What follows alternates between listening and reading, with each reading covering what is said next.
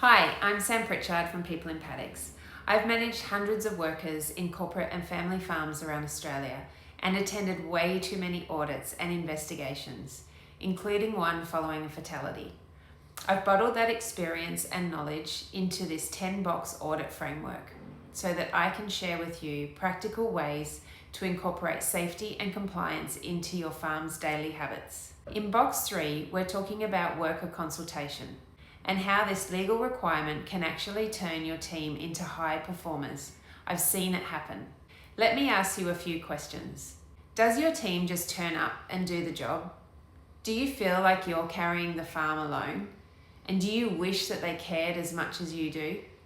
If you answered yes to any of those, I think you're going to be pleasantly surprised with what I'm going to share with you in this video. I've run hundreds of performance reviews with those farm workers across Australia, and the most common thing workers say is they want to know more about the farm, more about the business, they want more communication, they're not being nosy, they genuinely care about the job they do. Well, most of them. They want to be kept in the loop, and they just want to understand how their work makes a difference at the end of the process. They actually want to feel part of something bigger. At the end of the day, they spend more waking hours with you than their own family, so let's start thinking of them as business partners. Today, I'm giving you 4 things you can start doing today that turn a team who clock in and clock out into people who think, problem solve, and care. And it's called consultation and communication, and the law actually requires it. When you involve your team in the planning, they stop being workers and start thinking like managers. Consultation is a two-way process, not a notice board or a memo or a long wordy text message. Under the Act, you must share relevant safety information with your workers and give them a genuine opportunity to express their views, to actually take those views into account before making decisions, and then to inform them of the outcome. And it applies to everyone on your property: permanent staff, seasonal workers, contractors. In this video, we're going to focus on your workers. Here's what auditors actually look for. They won't ask you whether you consult with your team. They'll ask them directly.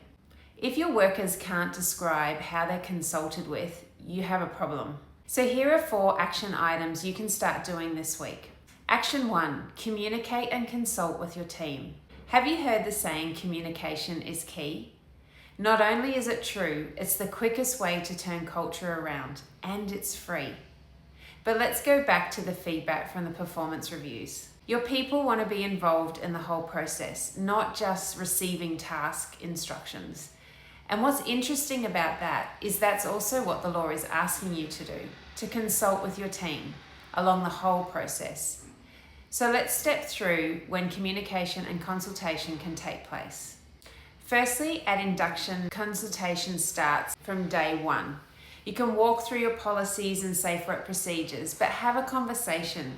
Don't treat it as a lecture, or it will go in one ear and out the other. For the policies to stick, you need to make the conversation two-way. Ask them, what's the riskiest task you've done before? What hazards did you deal with at your last job? How do you know when you're fatigued? Set them on the right track from day 1.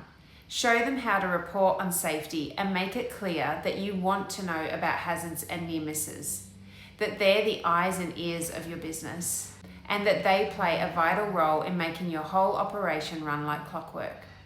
Another way is to keep the team updated week to week. If a contractor is coming in to drop off fertilizer, let the team know.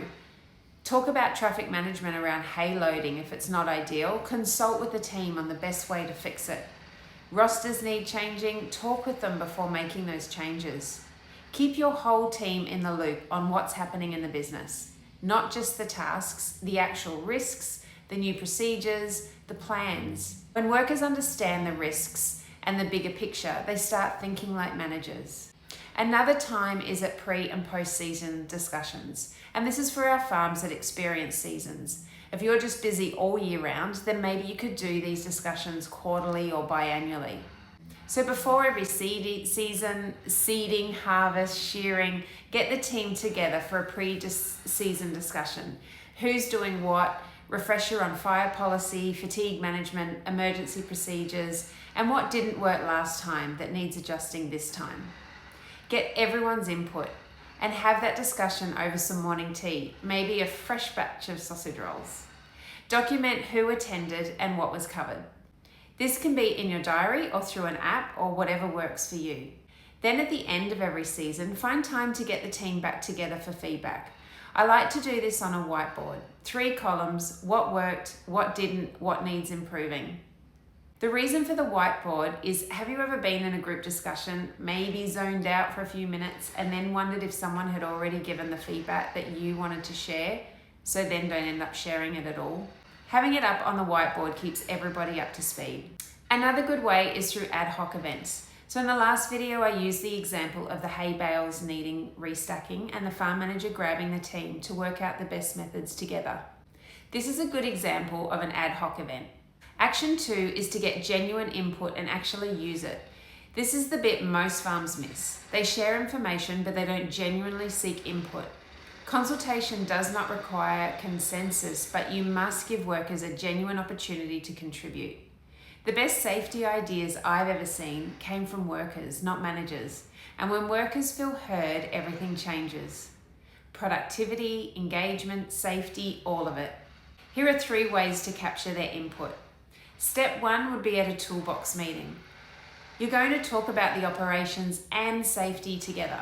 What's happening this week, new hazards, near misses, any contractors coming onto the property. When someone raises a hazard or near miss, ask them what they think should happen to manage it. Here we're tying our duty of continually identifying and managing risks with our worker consultation. See, it is easy. Another way is step 2 is to get curious. When I visit a farm for the first time, I ask every single team member, what's the riskiest task you perform? They truly are the eyes and ears of your business. You've probably been on the farm for so long that you've stopped seeing things. So tap into their fresh perspective and ask for some input. After a WorkSafe notifiable incident occurrence at one of our farms, we developed a digital Take 5 paddock check that you can access on your phone. It's actually free and on our website under resources. I thought we'd covered everything in this form, but once we got the team involved in identifying what a worker in a paddock should look for before starting work, they had some very valuable input. One team member said, look for overhanging trees on the road. They make it hard to see oncoming traffic when you're leaving the paddock, and then cut them back if you can. That hazard had been there for years, and that's consultation in action. That's exactly what an auditor wants to see. And that is what happens when you give your workers a manager's mindset. And step 3, use the right communication tools for your team. Agriculture is full of neurodivergent and multilingual talent, so ensure your communication methods speak their language. Think about your team. Some people are visual learners, others auditory, me kinesthetic, I have to do something for it to actually sink in. Then we've got ADHD, dyslexia, autism. We all learn, read, think differently. I hear you ask, how do I know what will work? Well, ask them. It's a super important question. What is the best communication method for you? Is it a text, a phone, a face-to-face? Tailor my messages depending on the person. And if there's a mixture in your team, which most likely there is, then mix it up. One of my clients sends a weekly plan and then follows up with a phone call or face-to-face quick catch-ups to ensure that they're on the same page. Another client uses an app called Voxer for voice messages. Communication is key, but ensuring we're communicating in the same language is vital. For other tools that work on farms, voice messages via WhatsApp to the team, short video walkthroughs of a new task or procedure. Try to show rather than tell, demonstrate before you expect someone else to do it, and diagrams and visuals rather than written procedures for high-risk tasks. Bilingual team members helping translate at briefings is very helpful. I got so frustrated watching this gap between what the law requires and what actually happens on farms that I built a solution. It's called Pippa. It's a simple safety and workforce management app. It's dyslexic friendly, multilingual, and built specifically for farms. Workers can report hazards, raise concerns, and communicate in a format that actually works for them. And Pippa gets a 98% worker adoption rate. It actually puts tears in my eyes to see that workers are actively reporting on near misses, hazards, and pre-starts. No more nagging or pulling teeth. And there's a free version of Pippa, so no excuses. Get consultation and communication happening on your farm today. The link to our website is below. And action 3, close the loop. The biggest failure in farm consultation isn't that farmers don't consult all the time, it's that they consult and then nothing happens. Under the Act, we must advise workers on the outcome of any consultation. If a worker raises a hazard and nothing changes, they won't raise one again. And you've just lost your best early warning system. More than that, you've confirmed what they suspected, that their input doesn't matter. And that's where low culture comes from. That is why teams just turn up and do the job. So to be sure to keep the communication and consultation happening, so here are 3 ways to ensure we're closing the loop. Step 1, acknowledge when a concern is raised. Say it out loud immediately. Nice, good job, thank you. And then get curious. Okay, that's great. What do you think we could do to manage that? Even if you can't fix it right now, discuss a plan and a time frame. Never let a raised concern disappear into silence. And step 2, act.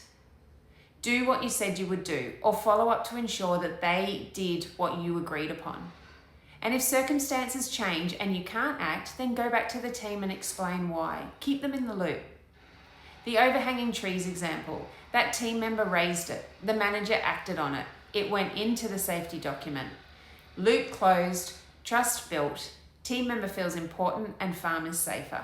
Step 3, follow up. At the next toolbox meeting, report back on what was raised at the last meeting and then get everyone to update the team on what happened.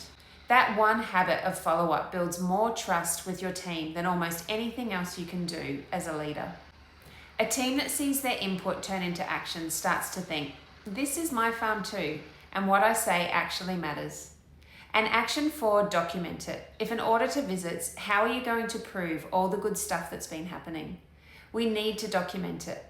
So to do that, and what to record, well, record what the safety matter was, who was affected, who's likely to be affected, who was involved in the consultation, what was discussed and what decision was made, who's taking action and by when, and when the action was completed.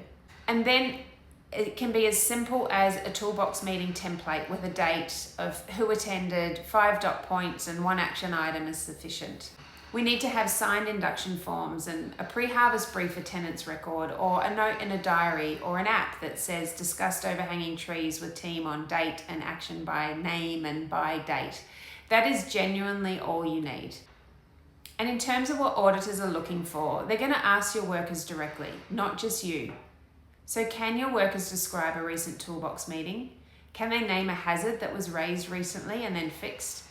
Do they feel comfortable raising safety concerns? If yes, you pass. If no, that's your gap, and now you know how to fix it. If you're already consulting and communicating with your team, amazing. You just need to be consistent and write down that it happened. And when you do it consistently, something shifts. Your team stops just turning up. They start thinking, they start caring, and they start spotting the overhanging trees. That's the manager's mindset. And you gave it to them.